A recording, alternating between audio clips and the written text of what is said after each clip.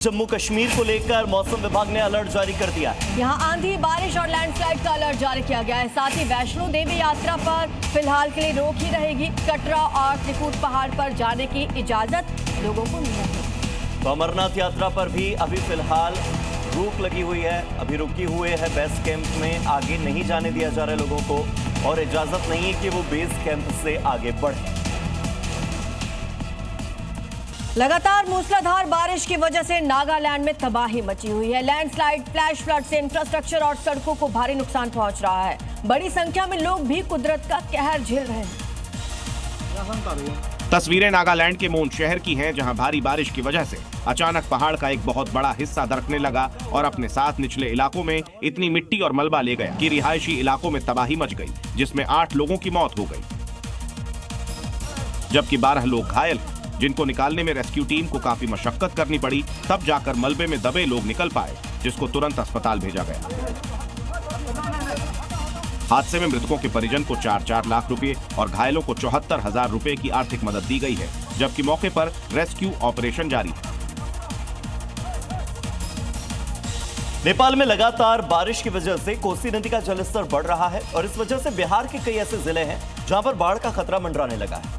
जो किनारे बसे लोग हैं, किनारे बसे गांव हैं, वहां पर दिक्कतें बढ़ने लगी। नेपाल में लगातार हो रही भारी बारिश के बाद कोसी बराज के सभी 56 फाटक खोल दिए गए हैं, जिससे कोसी, गंडक और बागमती जैसी नदियां उफान पर हैं,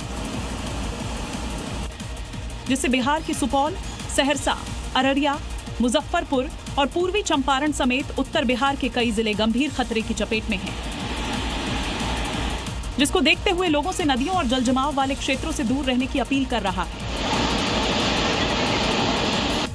जिसको देखते हुए बिहार सरकार ने प्रभावित जिलों में आपातकालीन स्थिति से निपटने के लिए नावों, कम्युनिटी किचन और राहत शिविरों को तैयार रखा है।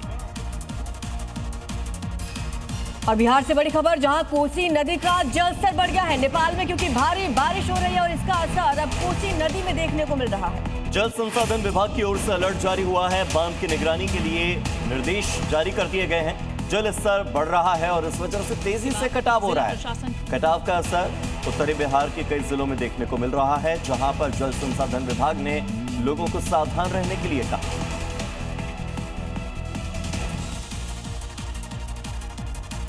बिहार के सीतामढ़ी से खबर है, जहां पर हादसे का एक खौफनाक वीडियो सामने आया। यहां नदी में एक नाव पलट गई। हादसे के वक्त नाव में 40 से ज्यादा लोग थे। नाव पलटने का वीडियो भी सामने आया है।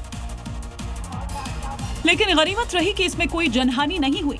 वीडियो में देखिए, बागमती नदी के खड़का घाट पर एक नाव पर कई लोग सवार हैं। नाव में एक क्षमता से ज्यादा लोग सवार नजर आ रहे हैं, जिसकी वजह से नाव एक तरफ झुकती हुई दिख रही है और जैसे ही नाव थोड़ा आगे बढ़ती है, अचानक पलट जाती है। सभी लोग नदी में गिर जाते हैं। इसके बाद वहां पर चीख पुकार मच जाती है। कुछ लोग तैरकर अपनी जान बचाते नजर आते हैं, तो कुछ नदी के बहाव में बहते नजर आ रहे हैं और कई बार नाव क्षमता से ज्यादा भर जाती है, जिससे खतरा बना रहता है। लेकिन आज बड़ा हादसा होते होते रह गया।